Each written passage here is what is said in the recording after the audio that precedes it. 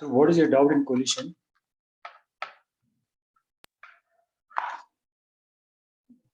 We didn't. Yeah, but theory part, see, there are only a few things. One is momentum is conserved. Okay. Yes, sir. Can you hear me? Yes, sir. Okay. Momentum is conserved. Why is momentum conserved? See, suppose these are two masses, M1 and M2. Okay. So let's consider M2 as at rest, and M1 is moving, and it hits M2. After that, M1 is moving this way.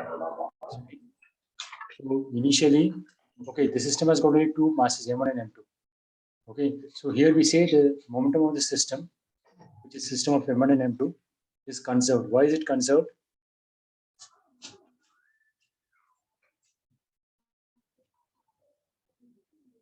Why is the momentum conserved? I don't know.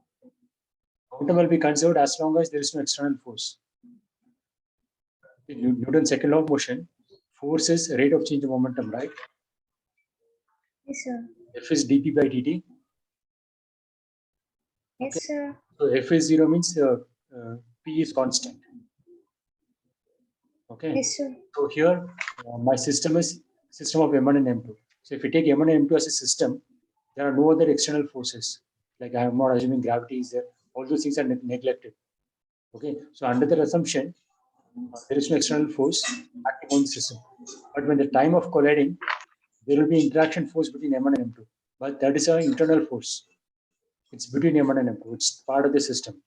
Okay. So that's not an external force. Okay. So since there is no external force, the momentum of the system is conserved. So what is initial momentum of the system? VI and M. If you assume M2 is at rest, then M2 will not continue. And what is final momentum? M1 V1 plus M2 V2 is equal to VIM. Final momentum is M1 V1 F plus M2 V2 F, right? Yes, sir. And that place is what? It's a vector addition. Momentum is a vector quantity. Because momentum is mass into velocity. And velocity is a vector. So we have to add these two vectorially. M1 V1 F plus M2 V2 F.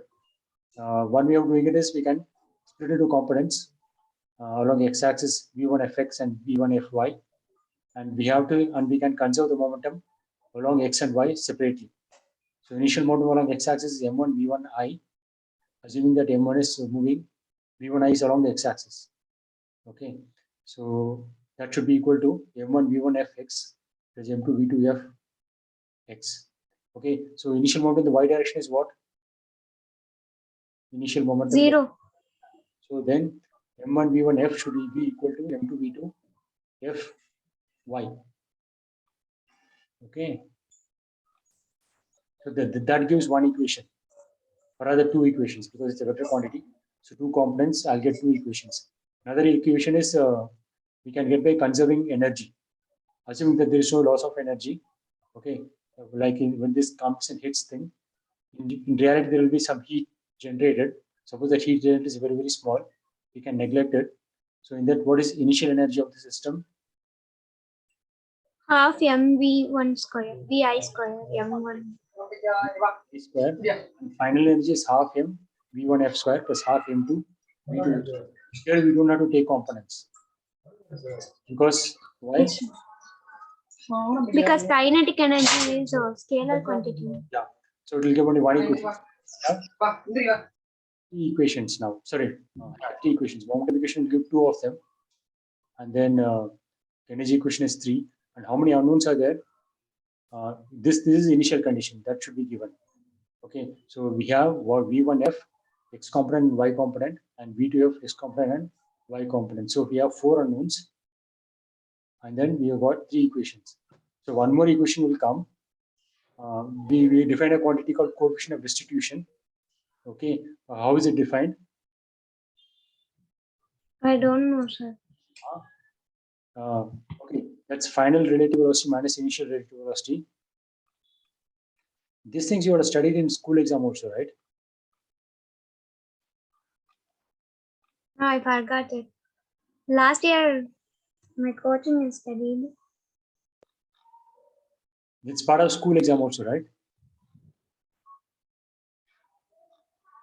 I don't remember it now.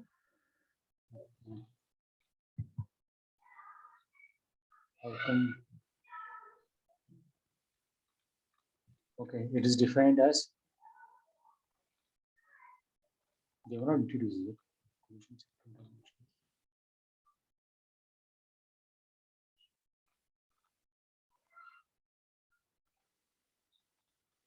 Okay, and perfect elastic collision means there won't be any energy loss.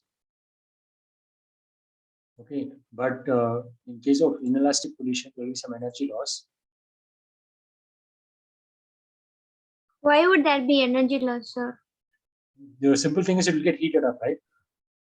When you hit your hand against the wall, you will feel there is slightly increase in temperature.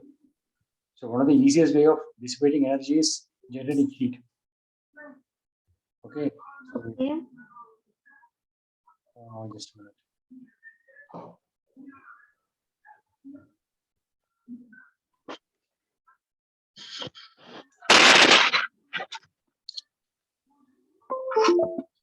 So we define a quantity called coefficient of restitution E, that is final relative velocity minus by initial relative velocity, and we put a negative sign.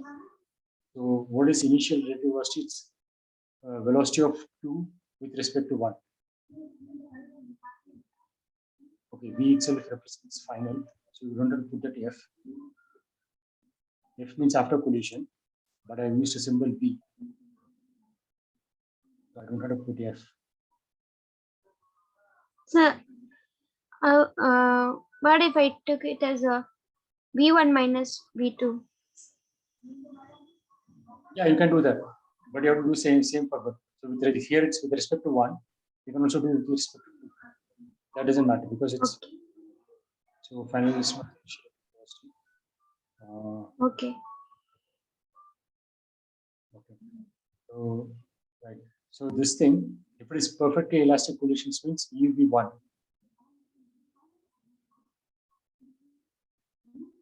Perfectly elastic. Okay, here energy loss is 0, and inelastic collision E is 0. Perfectly. So why there won't be energy loss in perfectly elastic collision? No energy loss at approximately 0. We make that assumption to solve the problem easily. Energy loss will be there, but it will be very, very small. Like motion under gravity, there is air resistance, right? In reality. Yes, sir. But you neglect But I don't understand that phenomena. What phenomena? What happens in that perfectly elastic collision that leads to no loss of energy? No, loss of energy is neglected. It's very, very small. See, when you have projectile motion, you are saying the acceleration due to gravity, acceleration is g, right? It's not exactly Yes, g, it's approximately g because air resistance is there.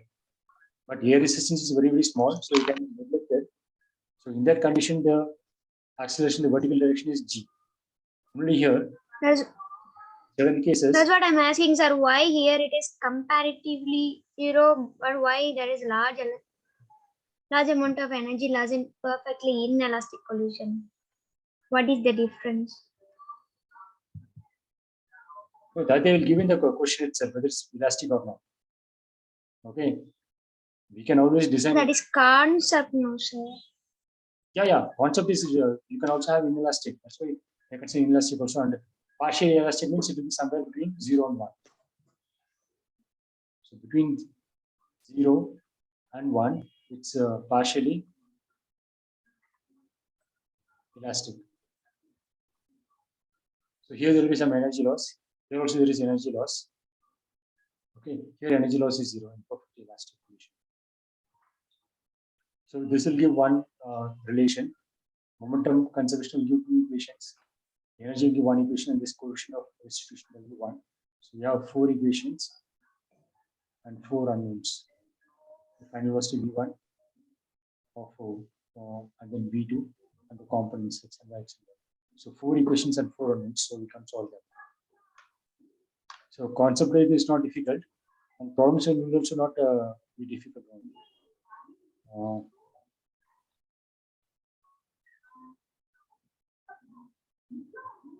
The consider collision between two rigid balls of mass m1 and m2. And here the masses are equal.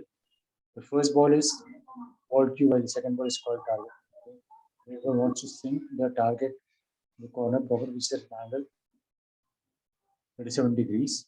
Assuming the collision is elastic, so there is no energy loss. So we can use that put E equal to 1. And then friction and rotational motion is not important. Obtain theta 1. So this is a figure actually. Theta 1 is the angle made by V1 after impact. Okay. This theta should be 37 degrees.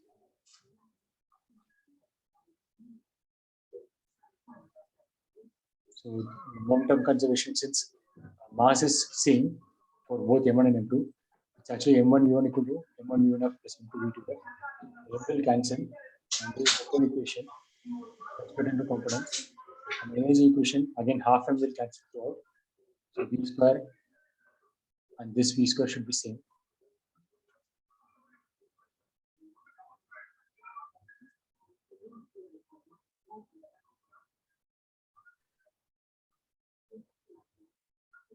Okay, if you want, if you're not confident, we'll solve some problems next time.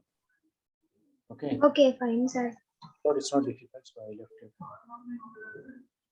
Okay, sir.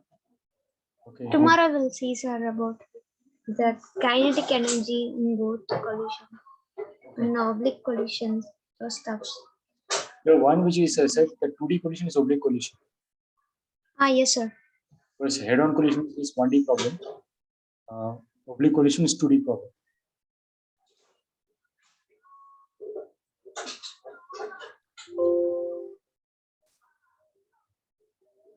So today we'll do this new topic, thermal properties. Yes, so you know what is the temperature, right? Yes, sir. What is temperature? Degree of hardness, the body. Okay. Fine. So yeah. So when heat is flowing from one body to another body, the heat will actually flow from higher temperature to lower temperature. Yes, sir. Okay. Like water will fall down from a higher height to lower height, right? Yes, sir. Like electric current will flow from higher potential to lower potential. Similarly, heat will flow from higher temperature to lower temperature. And to measure temperature, we use something called thermometer. And some physical property will change with respect to temperature. So we'll use that property to measure temperature. Now, one of the physical properties which will change temperature is the volume. If it is a liquid, and if you have a solid, and we can make its length to change. But the actual construction of thermometer, we use actually liquid, which is mercury or alcohol. So when its volume changes, we can measure the change in volume to get the idea of temperature. The temperature is high means the increase in volume will be more. So one of the reference point for measuring temperature is ice point. Another one is steam point. So in Celsius, ice point is 0 degrees Celsius, and steam point is the temperature at which the water is getting water boils to become steam. That is 100 degrees Celsius. And in terms of Fahrenheit scale, it will be 32 degrees Fahrenheit and 212. So, and the relation between the temperature in centigrade scale and Fahrenheit scale, it's a straight line relation. Okay, so and this point is what? X-axis is Celsius, y-axis is Fahrenheit. So what is this point? What is the point will have two coordinates, right? So what is the x coordinate of this point? 0. Which unit? At 0 degrees Celsius, 32 degree Fahrenheit. So the coordinate of this point is 0 degrees Celsius, 32 degrees Fahrenheit. What about this point? 100 degrees Celsius to 112 Fahrenheit. Yeah. So at any in between point, if I know this Celsius value and the Fahrenheit value, how can I do that? Slope. It's the equation was this is basically a straight line. So since 2 points are fixed, I can fix a straight line. So once it fixes a straight line, I know this straight line. So any Celsius I can convert into Fahrenheit using the equation of line or using the concept of slope is constant between any 2 points. So slope between these 2 points is how much? 212 by 100. Is this By by 2 minus 1. 212 minus 32 by 100 minus 0. yeah, it is 200 by 100. Sorry, no. Whatever, 180 by 100. 180 by 100, that is 18 by 10, that is 9 by 5. That is why you get that formula, in which, yeah, so between 2 points, this one, TF minus 32. Suppose I take this between point and the coordinate of that point is TC comma TF. So slope between this point and this point is TF minus 32 divided by TC minus 0. That will be the slope of this line, which is 180 by 100. Okay, so from that I can relate temperature in Celsius and temperature in Fahrenheit. So here we used mercury, okay, that we have not yet specified.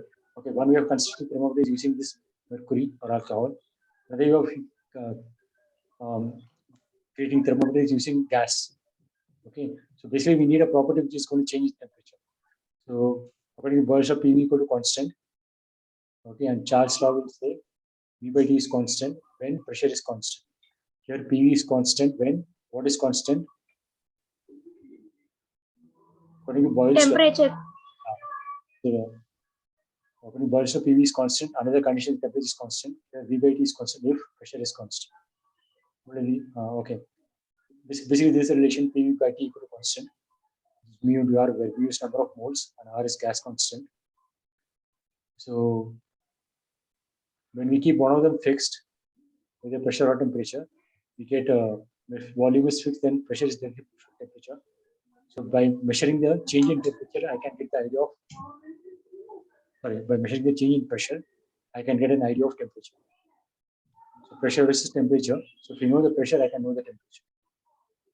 Similarly, volume temperature also I can have a relation.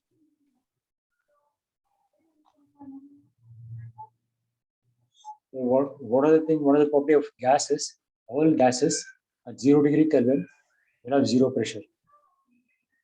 Okay, this is absolute zero because gas pressure is because of gas molecules hitting the wall of the container. At 0 degree Kelvin, everything will stop. So all the gases give a pressure of 0. So here we can have Kelvin, Celsius. Okay, Celsius and Fahrenheit we already seen. 0 of Celsius corresponds to 32 of Fahrenheit, and 100 corresponds to 212. And Kelvin is just offsetting this Celsius scale by 273.15. So 0 will correspond to 270.5 and 100 will correspond to 373.15.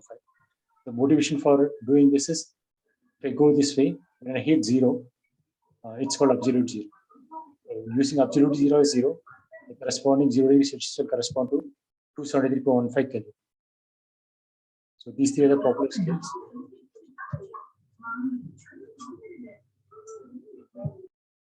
Okay. So temperature change of 1 degree corresponds how much change in Fahrenheit scale?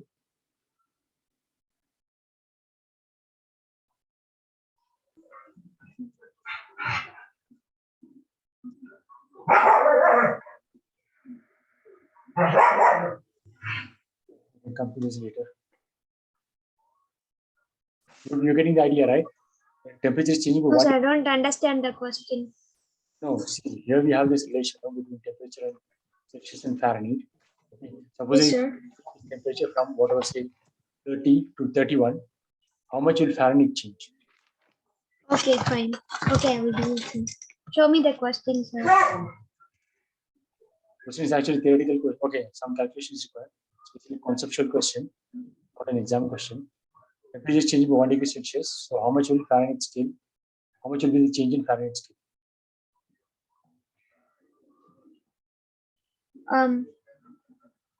33.8, sir. Not that much. Degree Fahrenheit.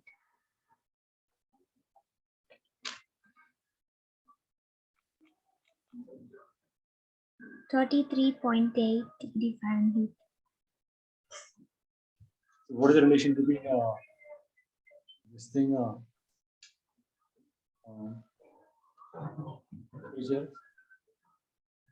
Fahrenheit minus 32 into 9 by 5 is TC, right? Is this correct? Yes. So delta TC will be 9 by 5 delta TF. So this thing corresponds to 1 into 5 by 9 plus delta TF. So this is 0.45, right? Is this relation right or wrong, sir? Which one? This one. The standard relation, right? But that's not, that number is correct or wrong, sir? 9 by 5 or 5 by 9? It's 5 by 9, right? Yeah. We can check now, sir. Because Fahrenheit is smaller scale, so it will be it's 5 by 9. So this is 9 by 5. Yes, sir. So 1 and then 1.8. So 1 degree Celsius corresponds to 1.8 degree Fahrenheit. Because Fahrenheit is a small finite division, 0 to 100 of Celsius corresponds to 32 to 212, right? It corresponds to 180. So Fahrenheit is a Okay, they're asking for change in Fahrenheit, sir. Not they're asking the value of Fahrenheit. Not value. Change in. Okay, fine. Okay. So 1 division of Celsius corresponds to 1 degree Celsius. So the same corresponding this thing will be Fahrenheit 180. Or you can say 1 division of Celsius scale is equal to 1.8 divisions of Fahrenheit scale. Because Fahrenheit scale is finite division, so more divisions of that should correspond to 1 division of bigger division.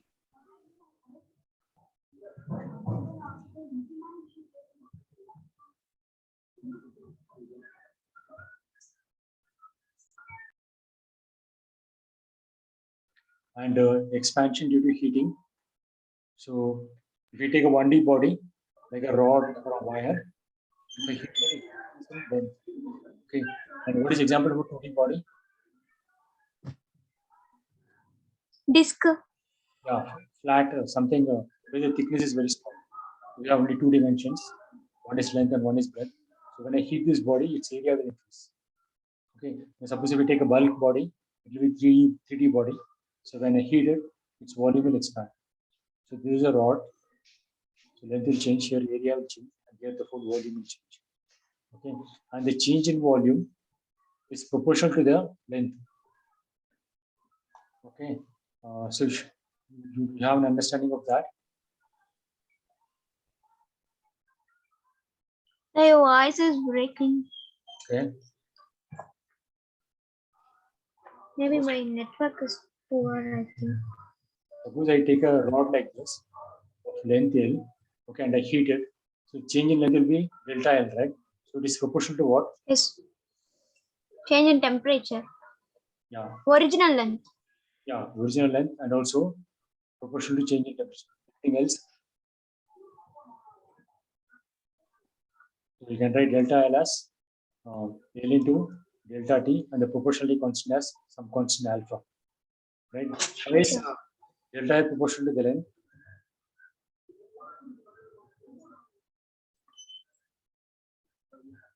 If you take 1 meter and I heat it and it becomes 1.1 meter, and suppose I take 2 meter of the same material and I heat it, what will be the length of this after heating? 2.2 meter. Greater than. No, 2.0 only. So this 1 meter will become 1.1 and the second 1 meter also become 1.1. So both will become, adding will become 2.2. Like in reactivity also, we said the number of nuclei that decays delta n is proportional to the end, right? Yes, sir. So even in population growth also, the growth in population delta n is proportional to the current population. Only here, the increase in length is proportional to the current length. Okay, and obviously it depends on the increase in temperature. So combining these two will get proportion as L into delta T, and the constant of proportionality is called alpha. Okay, so this one relation you have to remember: delta L is equal to alpha into L delta T. This can be written as delta L by N as alpha into delta. Similarly, this area increase, it will become its proportional to the current area and also proportional to the temperature change. And the constant of proportionality, if you call it beta, that beta is actually 2 alpha. This you have an understanding why it's 2 alpha. No, sir, that will be alpha plus beta only, no? Not alpha plus, and alpha and beta are same, right? Why you say that? For length, it will be different from the breadth, no? No. Isotropic, no. Not be different. Alpha in the length side and alpha on the breadth side. Both length. Okay, isotropic. Yeah. In general, it is isotropic. And isotropic means it will be different, no, sir? It should be out of syllabus. Okay, fine. Length will change by delta L. Okay, and breadth will change by delta B. Okay, and delta L is alpha L delta T, and delta B is same alpha. So all linear dimensions will change by the same proportion. L B delta T. So if you combine these two, it becomes this alpha is in alpha plus alpha into L delta T. So alpha plus alpha is L. Change in E can become proportional to alpha. So the constant of proportionality, if I call it beta, then beta is 2 alpha. So the volume proportionality constant is 3 alpha. Because both lengths will expand by the same amount. So it is 3 alpha.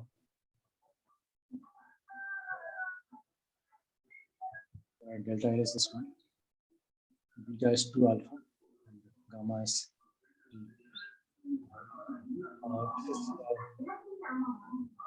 Alpha is the coefficient of, so we have to have an understanding of alpha.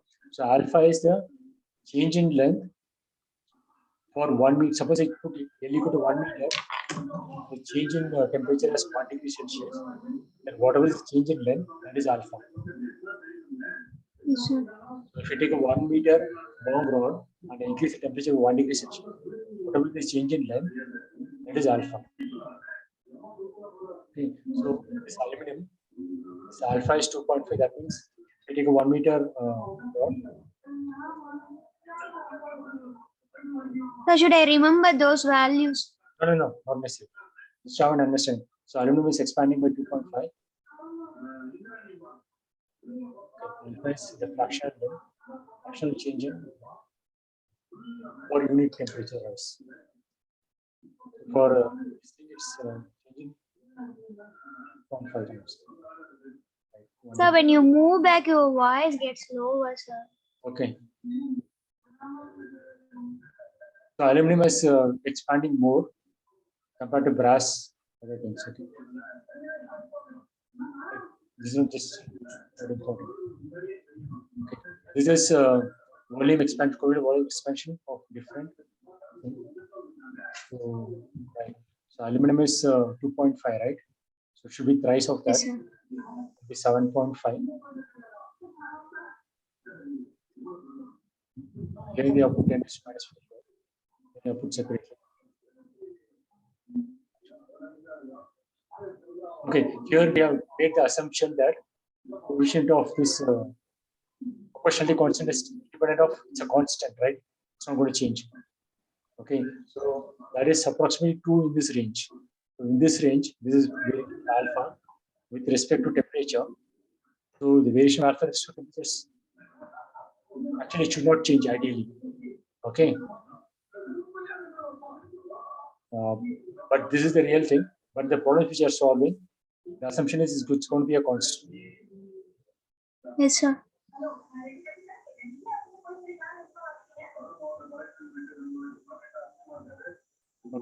And what is specific heat capacity? Heat required to rise the temperature of water by 1 degree Celsius. How much 1 gram of water by 1 degree Celsius. Yeah, because it's specific means depends on the amount of per unit mass. Okay, it is valid even for 1 kg of water as well. Also. Basically per unit mass of substance, we will define the unit later. Okay. The SI units will be 1 kg. PH means will be 1 gram.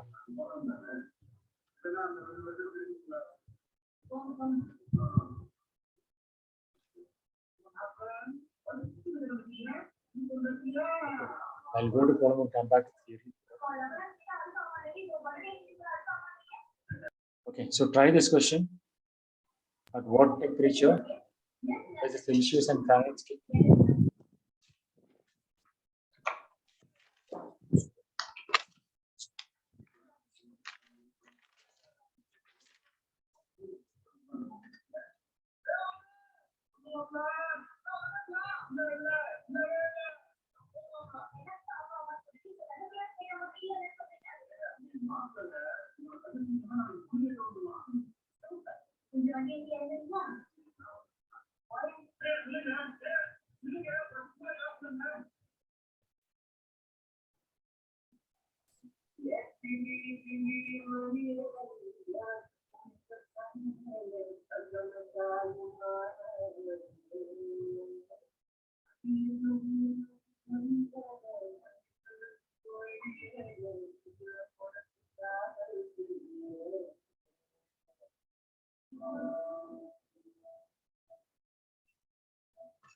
Minus 40 degrees Celsius or Fahrenheit. This one, temperature of a body on is measured in Fahrenheit thermometer.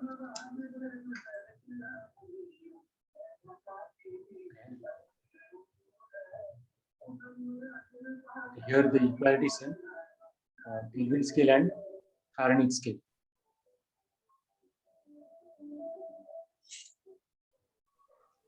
Similar question, slightly different.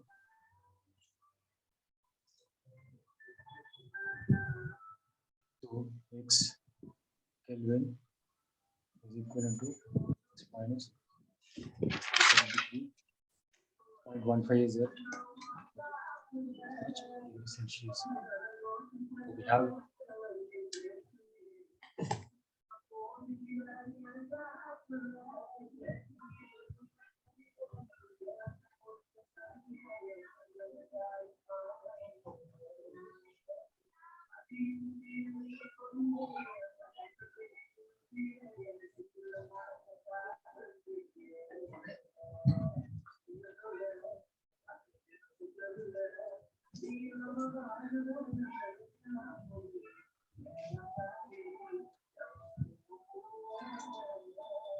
what answer?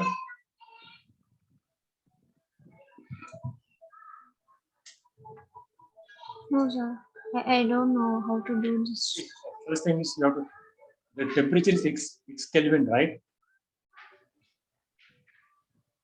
Yes, sir. The x Kelvin corresponds to x minus 273 degrees Celsius.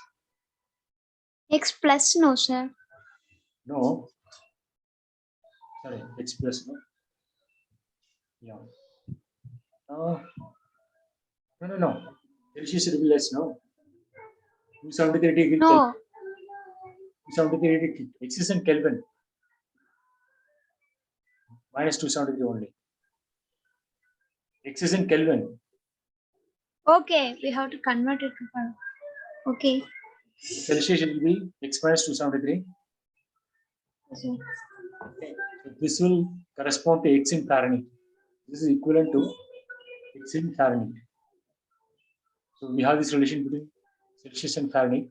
So in this you put for Celsius x minus 273 and for TF we put x. So you get one equation in x. You have to solve for it. Can I do it?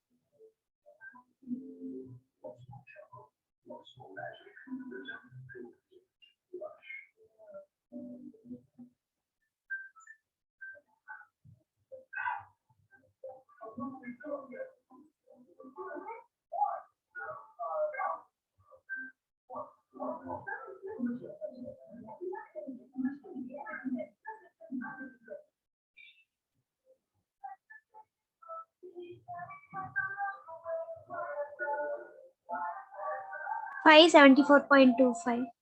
Yeah. So the freezing point of thermometer is marked as 20 and boiling point as 1. Temperature of 60 degrees Celsius on this thermometer will be. So here they have defined a new temperature scale. So freezing point corresponds to 20 degree, some scale, and boiling point is 150 degree. Okay. So according to this new scale, what will 60 degrees Celsius correspond to? You know how to do this?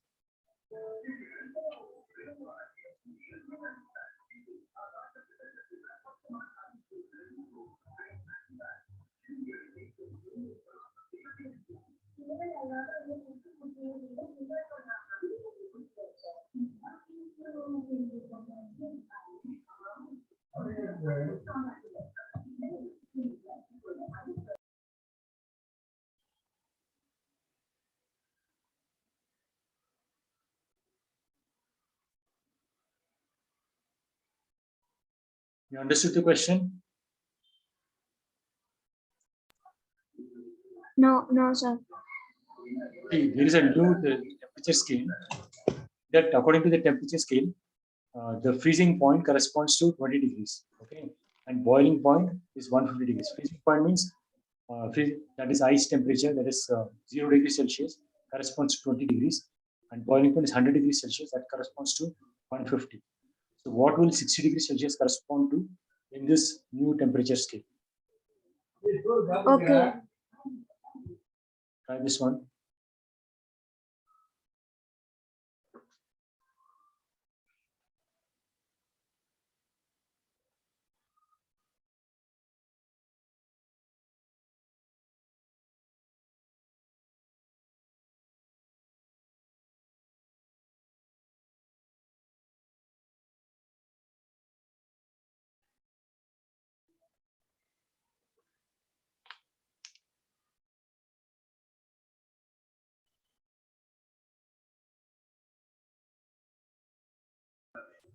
He had to use that mathematical formula, no, sir. Y minus y1 by y2 minus y1 equal to, Yes. like that. No, straight line equation, I mean straight line relation. The slope between Yes, sir. same.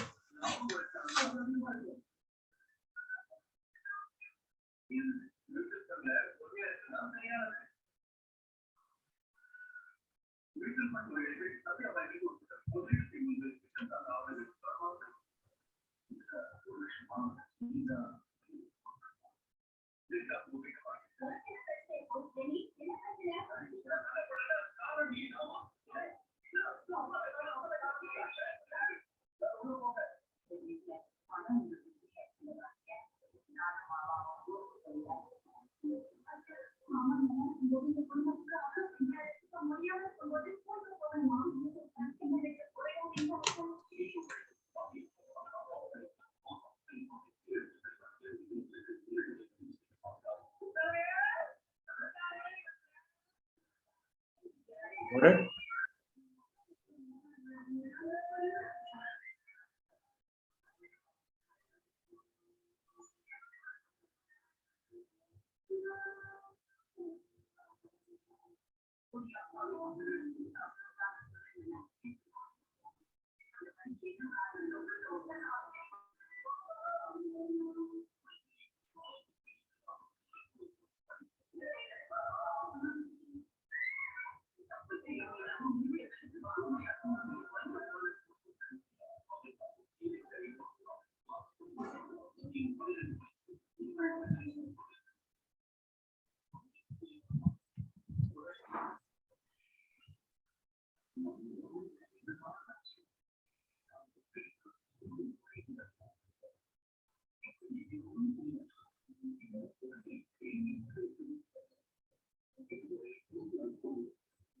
98 degree.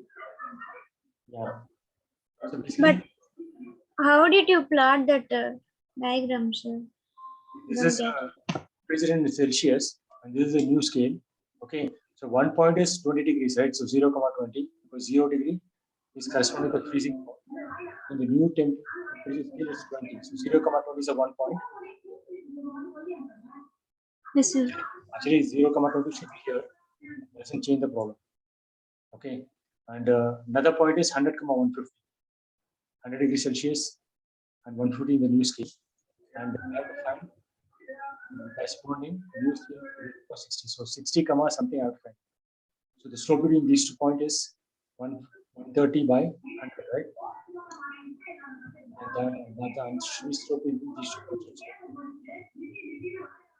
That is 150 minus T by 40. So you have to assume it's a straight line relation, but there is in relation to Celsius and Fahrenheit scale is straight line relation, right? So you always assume it's a straight line relation between two temperature scales.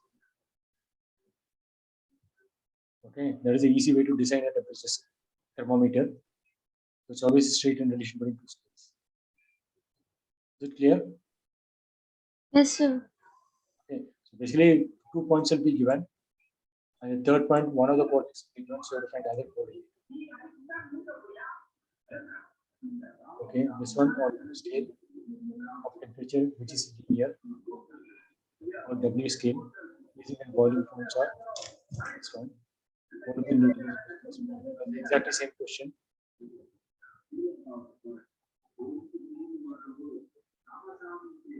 Got it? No. 1 minute, sir. You do it.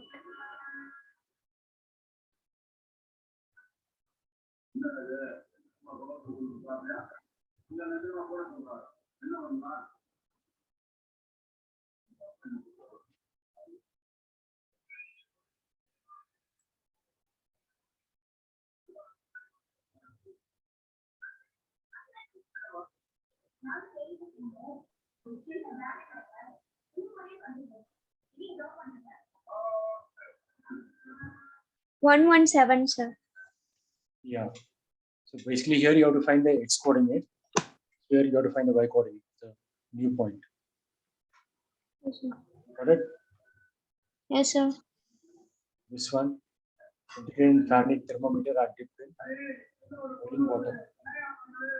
Temperature is lower until the Fahrenheit is 140. What is the falling temperature as registered by the centigrade thermometer? Try this one.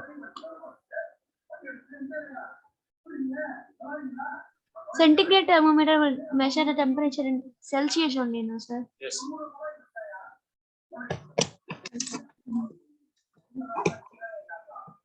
You have to find the fall in temperature, not the temperature. Oh.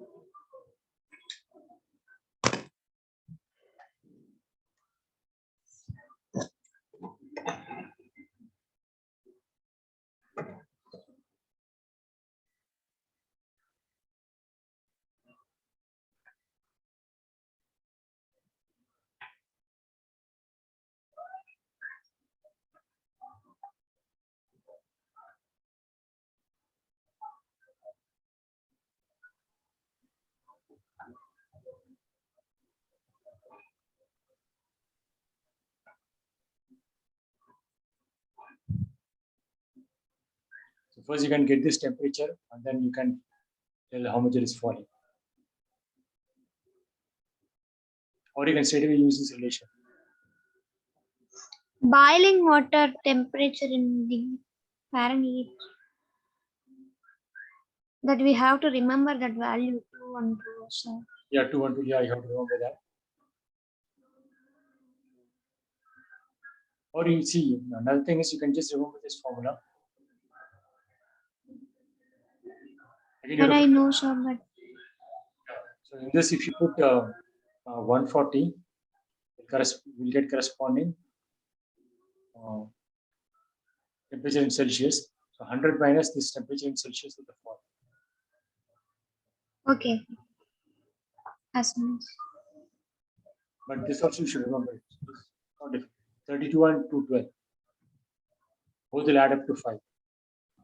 3 plus 2 is 5. 2 1 2 is also add up to 5.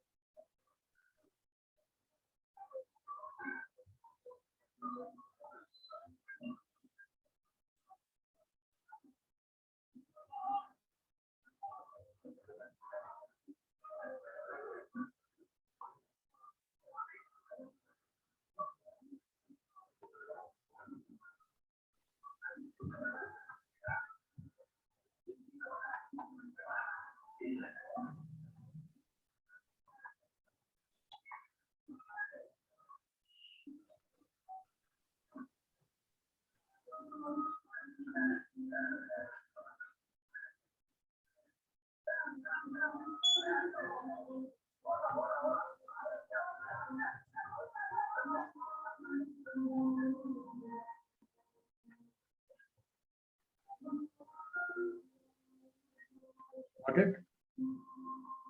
Wait, sir.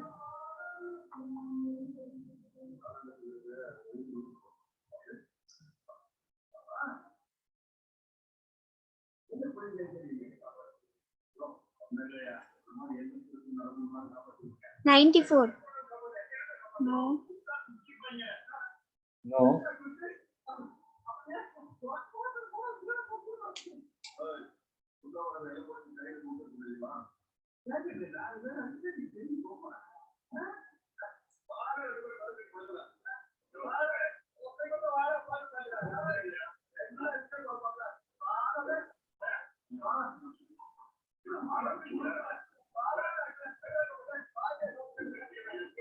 Degrees Celsius.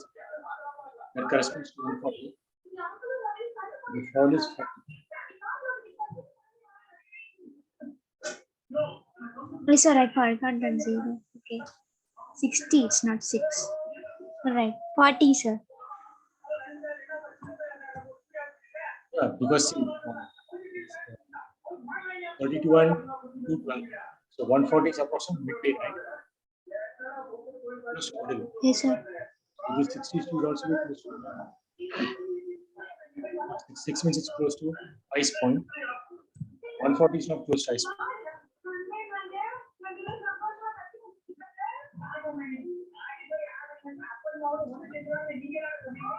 A copper rod, 8 centimeter, aluminum rod of unknown length, have their increase in length independent of increase in temperature. So the aluminum rods. 2019. Question is not clear. Background noise is there. Yes, sir. So when you heat the copper rod, the length will change, right? And when I heat the unknown rod, that length will also change by delta. What the question means is this: both these increase in lengths are same. Okay, and this is it's always. But they didn't mention, no, sir. They have same increase in length. Okay, the question is not there for all t. For some cases, this thing will be equal only for certain increase in for a particular temperature. But he's saying it's this true for all temperatures. Copper rod, this one, and aluminum rod, unknown length, have increase in length independent of increase in temperature. The length of aluminum rod is. Okay, it's actually aluminum.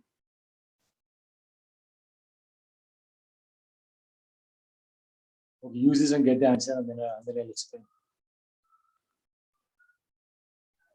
They didn't give alpha value for both the rods, sir. For the metal, they have different alpha value. No, that is given in the question paper, the beginning. Assume it's given. Take these values.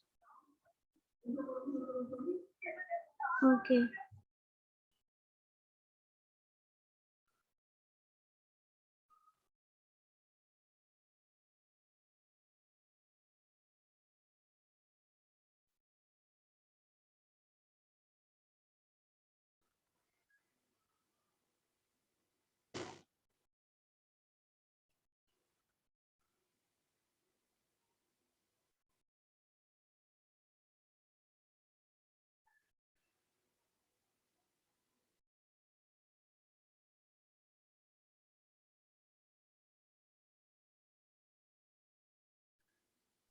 68 centimeter.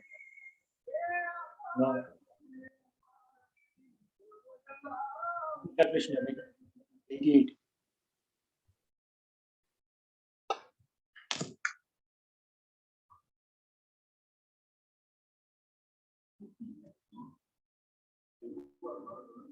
Alpha for copper again. Sorry. Answer, no. Answer, yeah, it's correct. I made a mistake, yeah. 68 only. Okay. Answer is C. So, see, if you read the question properly, the copper rod of 88 centimeter and aluminum of unknown length have their increase in length independent of increase in temperature.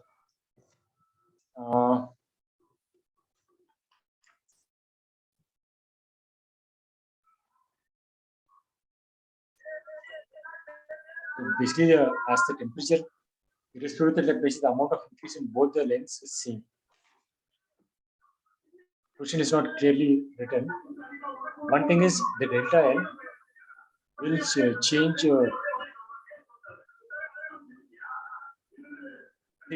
the delta L by L is independent of whether the delta T is from, say, for 1 degree Celsius, whether I heat it from 98 to 99 or 99 to 100, the delta L is same.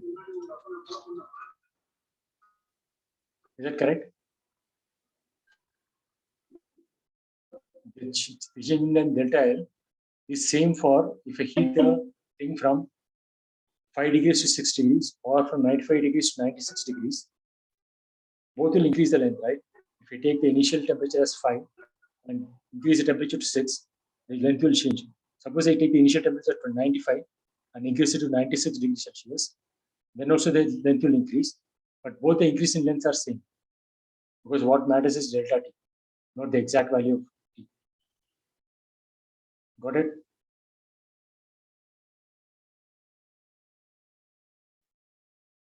Yes?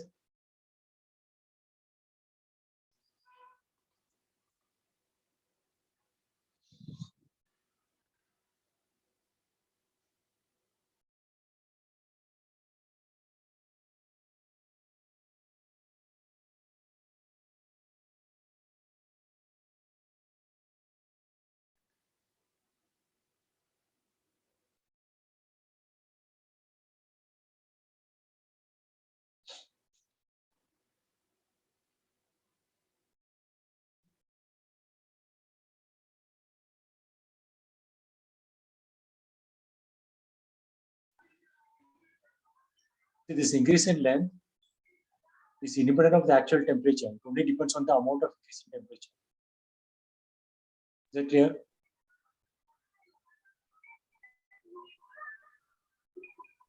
You got the idea? Yes, sir. Suppose I take a rod of some particular length, they say, does not matter what the length is. Suppose I change the temperature from 4 degrees Celsius to 5 degrees Celsius, the length will increase, right? And suppose I take the same rod and increase the temperature from 95 to 96, again the length will change, but the amount of change in length, the fractional change in length will be same. Okay. But according to that graph, it should vary, no, sir. No, that is alpha value change. Yeah, here the assumption is there is no alpha is constant. That's a realistic situation. It's an approximation. Okay. So under this approximation where alpha is constant, which is independent of temperature. So if delta T is fixed, it doesn't matter whether delta T corresponds to higher temperature or low temperature. What matters is delta T. For that given delta T, Yes. the amount of change in length is same. And in addition to that, here it is saying the amount of change in length of two different rods are same, and it's independent of temperature. Okay, so if it is 2 at one temperature, it will be 2 at other temperatures also. Right. Okay, so similar questions comes, you should immediately understand this one because NEET questions are only repetitive. So if this sort of statement comes, you have to understand this thing that's happening. Got it? So, but they didn't give that alpha value. No, it's given in the question paper. You cannot remember this one. It will be given in the question paper at the beginning or something. It's 2019. Maybe they're in a different form. Okay. Yes, sir. Okay, coefficient of linear expansion of brass and steel rods are alpha 1 and alpha 2. Lengths of the rods are L1 and L2. If L1 minus L1 is maintained, Okay, it's similar question. That's what I'm saying. The questions are repetitive. NEET and all, they don't ask very difficult. I mean, you can see a pattern. This exactly same question once, twice, but different words. Okay, L2 minus L1 is maintained same at all temperatures. Which one of the following conditions hold? Try this one.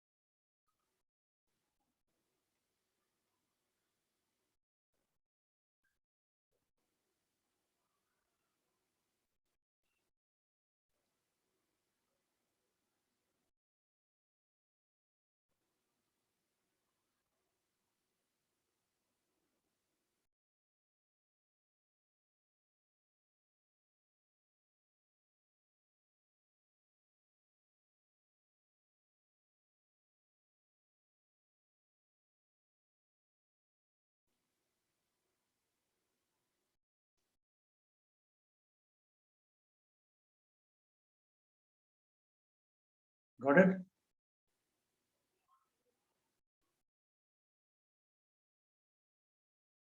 Your mic is off. No, sir.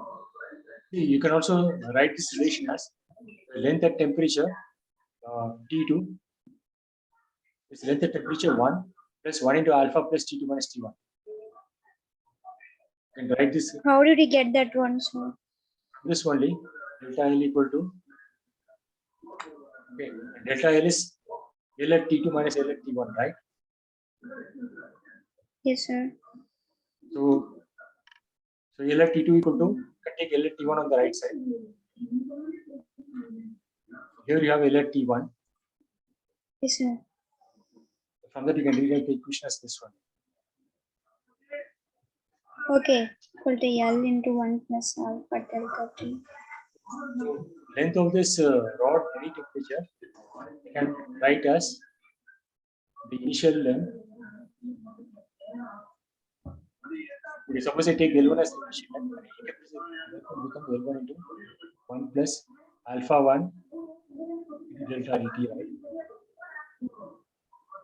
So L1 dash. no. This is a, suppose I take L1 as a length of some initial temperature. Okay. The length Okay. of this at any temperature is L1 into 1 plus alpha 1.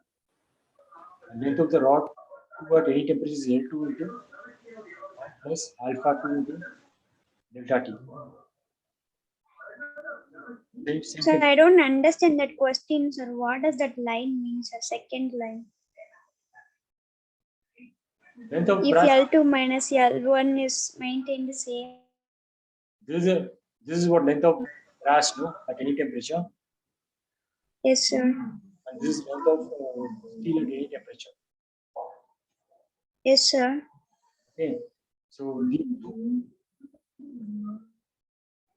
But they said L2 minus L1 only same, no sir, not the length of the road. okay. Suppose I call this L1 prime, which is the radial temperature, this is called as L2 prime. So L1 minus L1 prime minus L2 prime is same as L1 minus L2. That's what is used here. Okay. And prime you can write it as length. This one. L1 prime in relation to this one. And then you can simplify as this equal to this.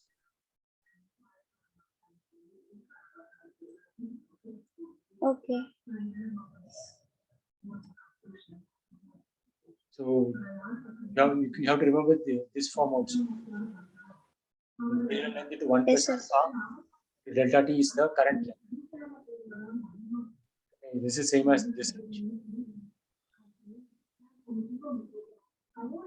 And also by this same as this question. So yeah. Slightly different. Yeah, different question. Yeah. Okay. The value of coefficient of volume expansion is given as this one. Fractional change in density with rising temperature. This is also very trivial. So how will you play it? Initial volume is V1 and final volume is V2. How will you take V2? V2 is equal to V1 plus V1 into 1 plus gamma delta T. And how do I relate rho 2 and rho 1?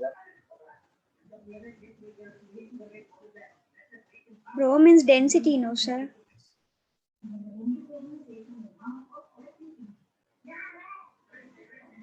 Yes, sir.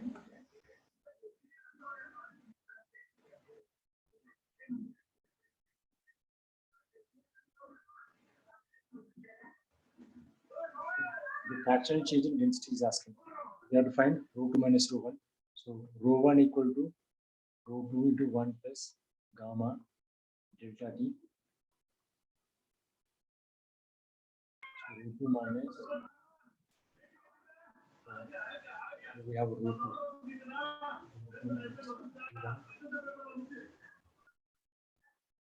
Or I can take minus rho 2.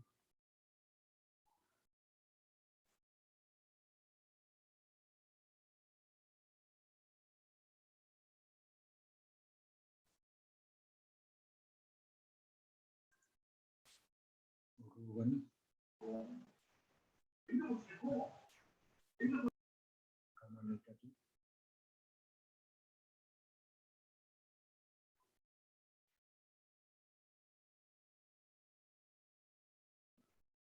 Fractional change in density. Okay, approximately will come out to be this one only. Gamma delta T. Gamma is 5 into 10 raised to minus 4. Delta T is 40. So 2200. 200.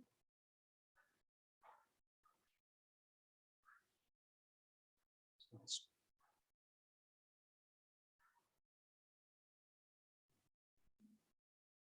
200 into 10 is minus 4. Now 0.02.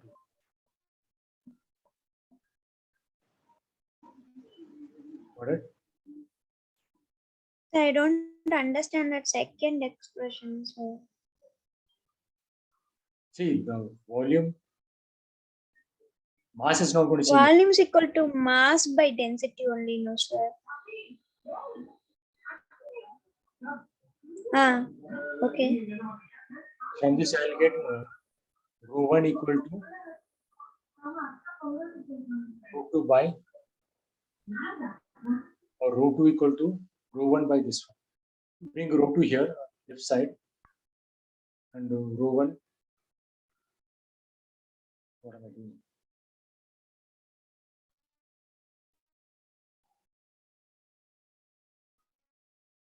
So this factor divided by rho 1 equal to 1 by rho 2, right? This one. equal to 1 by root 2. So from this I'll get rho 2 is rho 1 divided by this factor. See, volume by change is factor in density is inversely proportional to volume, no? So that's why it will become divided by.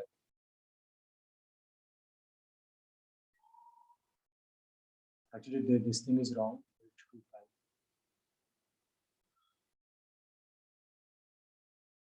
Got it?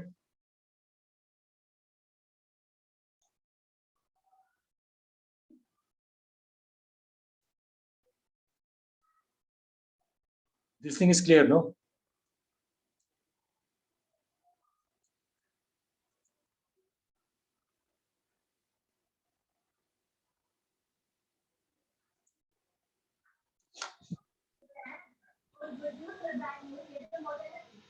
This step is clear.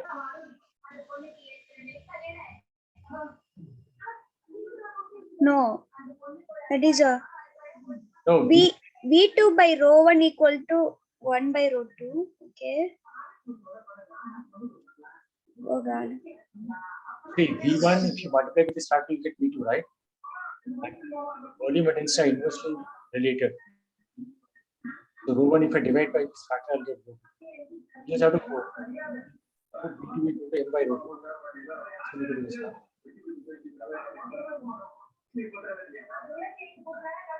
We will cancel, no? So 1 by rho 1 into this factor equal to 1 by rho 2.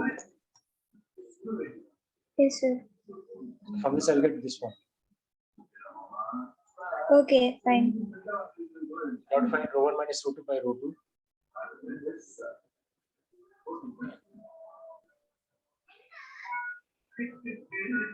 We'll get 0.02. Yes, sir.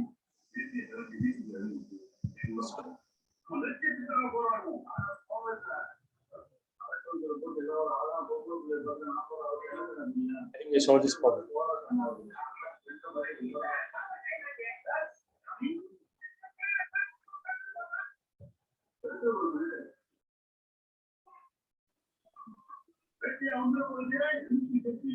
You've done this one?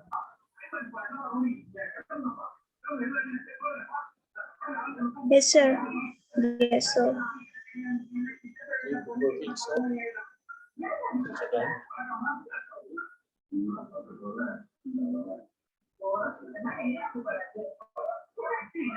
Okay, 2016. Then 1992.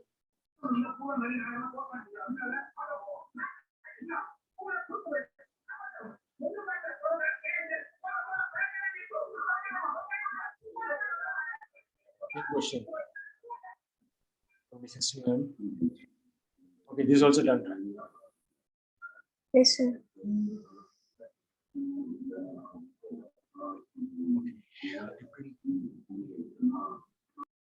Okay, this is also done. 1990.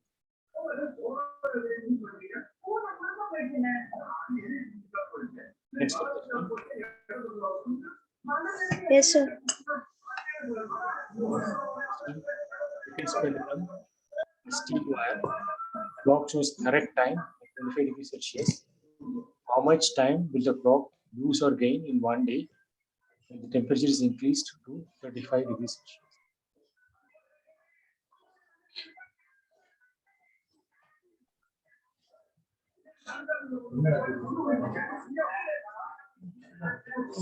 Understood the question?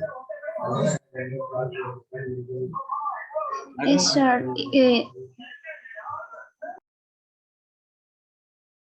You're not using your, so using a headset is a problem. No, sir. I switched to laptop microphone, so only again hearing background noise. Yeah, sometime back you tried using this headset, no? Okay, fine. Oh. Okay, the question is clear. Yes, sir. No, your voice has gone down. You not hear any background noise. But your voice is very, I mean, I cannot hear anything. Background noise is not there, but your voice is gone.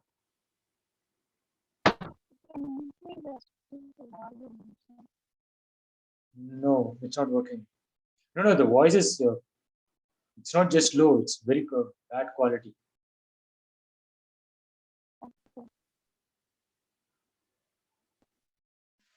Now, Now it's fine. I again to laptop microphone. Okay, so Okay. understood the question?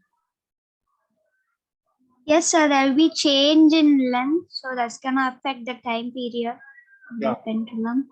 Solve the problem.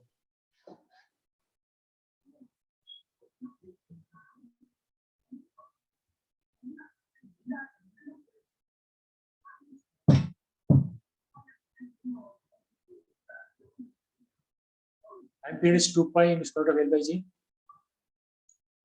or 1 by 2 pi. Yes, sir. 2 pi root of L by G. Okay. What we need to find is delta T.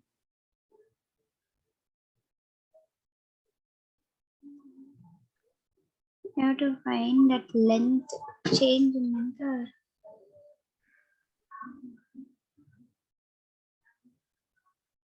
Initial length they didn't give, sir.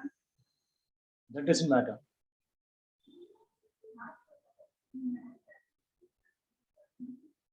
Initial time period they are given.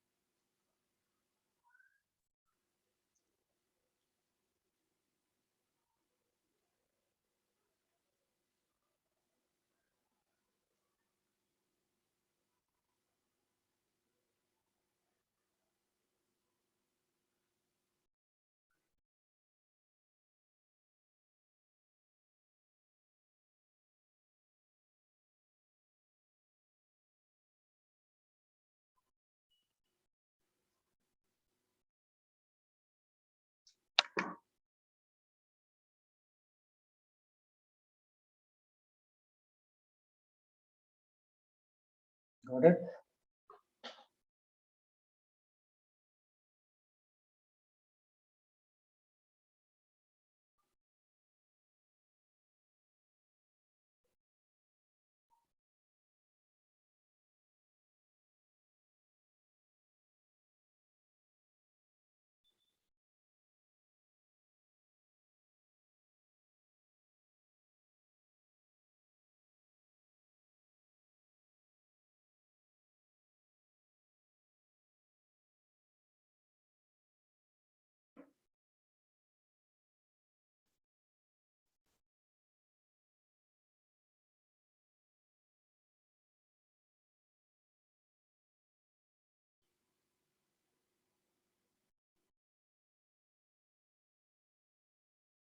So the time period is related to the length as t equal to 2 pi into square root of L by G. So the time period will change to T1 say because of the change in length from L to L into 1 plus alpha into delta T. So this I can read it as 2 pi into square root of L by G into 1 plus half alpha delta T. This is the approximation which is valid when alpha delta T is very small. Alpha is of the order of 10 to the minus 5 and delta T is around 10. So this binomial approximation is valid. So from this I'll get T1 minus T0 by T0 as half alpha delta T, which is 10. So this is 5 alpha. So seconds pendulum, the period is 2 seconds. We change to 1 plus 5 alpha into 2. So we can get this relation between the time new time period T1 and T0 as T1 equal to 1 plus 5 alpha times the T0. The original time period, which is at 25 degrees Celsius, is 2 seconds. So at 35 degrees Celsius, the time period will become 1 plus 5 alpha into 2 seconds. So 2 seconds will become 1 plus 5 alpha into 2 seconds. So 24-hour period will become 1 plus 5 alpha into 24 hours. So the loss of time will be 5 alpha into 24 hours. So you have to find the value of 5 alpha into 24 hours in seconds. So 24 hours in seconds is 24 into 3,600. 5 into alpha is 1.2 to 10 to the minus 5. So 5 into 1.2 is 6. So it's 6 times 24 into 36. And then here we have 100. So that will make it 10 to the minus 3. So this I can write as this is 12 into 2, this is 12 into 3. So I have 12 square and then 6 and 1 6 here. So 12 square into 6 square. That is 144 into 36. So this is 100 times is 3,600 plus 44 into 36. So 44 into 36 approximately 50 into 30. That's 1,500. So give 1.5 and the first one will give 3.6. So 3.6 1.5 approximately 5 point something. So the correct option is option D.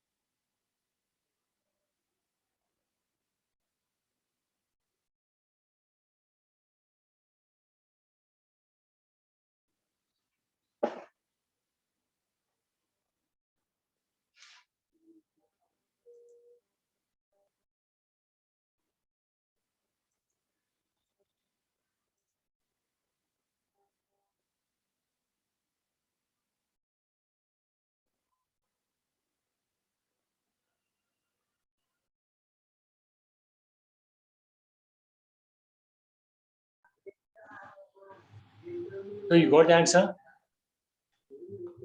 No, sir. No. Let's see whether you understand the steps.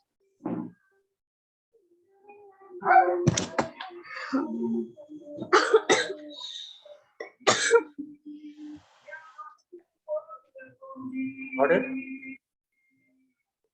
T naught is this one, right? Two. And T1 is this one. L will become L into 1 plus alpha delta T. Right? Up to here, bottom expression I understood. So T1 equal to 1 plus pi alpha into T naught. Okay. After that. Okay, this is clear, no? Yes, sir. Okay, so 2 seconds will become 1 plus phi alpha into 2 seconds.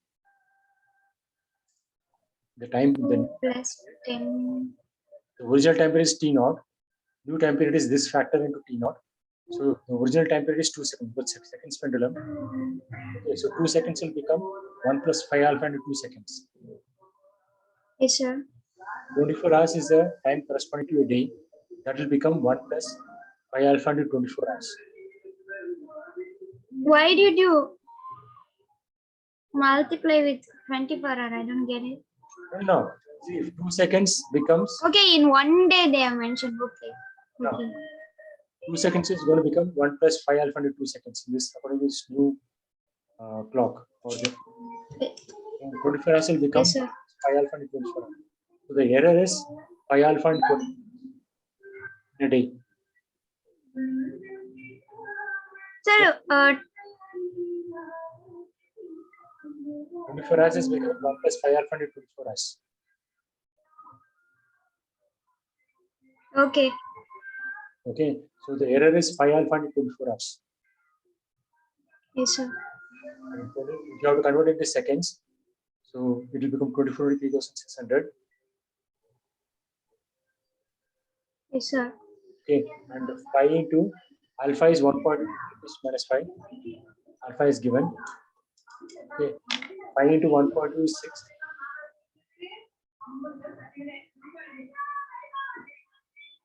Okay. Yes, sir. 6 into 24 into 36 into 10 to the minus 3. I have 100 here. Okay, so this I can relate as this one. 12 square into 6 square. Here I have 12, here I have 12 from 12 square, and here I have 2. And then 3, that will become 6. So 12 square into 6 square. Into 10 power minus 3. Yeah, that is there. Okay, so this is 144 into 36. Yes, sir. And 100 into 36 is 3600. And 44 into 36 will remain. Nothing divided by 1000 because 10 to the minus 3 is there. So 3600 by this thing will give me 3.6. Okay, and 44 into 36 I can approximate as 50 into 30. I'm increasing this and then I'm decreasing this. Okay, it will be better approximation. So I'm increasing 44 to 50, decreasing 36 to 30. 7,500. 1,500 by 1,000 is 1.5. 3.6 plus 1.5 is 5 approximately. 5.1 approximately. So answer is this one. Okay. And there will be a loss of time because now the time period is increased to 2 point something. Okay, so and the way the clock works is number of oscillations it will calculate. Okay, so the time period is increased means the time is going to go slow. Sir, and then that expression T1 minus T0 by T0 equal to half alpha into 10. How did you get that? This one. Yes, sir. Binomial Second one. Binomial approximation. This No, term, no. Down. this one. Yes, sir. T1 minus T0 into T0 equal to. This is T naught, no? Okay. No. And this first term is T naught. If we multiply this with 1, it will become T naught, right? So bring that term to the left side, so T1 minus T naught, and then here I have another T naught. That you divide as bring it as a denominator. Straightforward calculation. Okay. You take it as T0. This is actually T naught multiply with this one. That will become left side minus T naught. That T naught is going to multiply with the second term, right? That will come as a Yes, dividend. sir. Got it. Yeah. Shall we close? Yes, sir. Okay, this physicality test, that's good. So electrostatics and capacitance is covered now. Yes, sir. So you can take the test. So Yes, sir. take it today evening or tomorrow morning. They have said 1 hour and 15 minutes. If you want extra time, take some extra time, because right now concept has to be clear. You can increase the speed, that's not a problem. So if you want to take extra time, take extra time, but try to solve as many questions as possible. Yes, sir. Okay, you'll try it today or tomorrow. Yes, sir. Okay, fine. So tomorrow we'll meet, and tomorrow I'll first discuss this collision problem. Okay, Yes, sir. And collision concept as well, sir. which one? Collision concept, that perfectly inelastic, kinetic energy for perfectly inelastic. Okay, Those fine. stuffs. Okay, And timing, sir.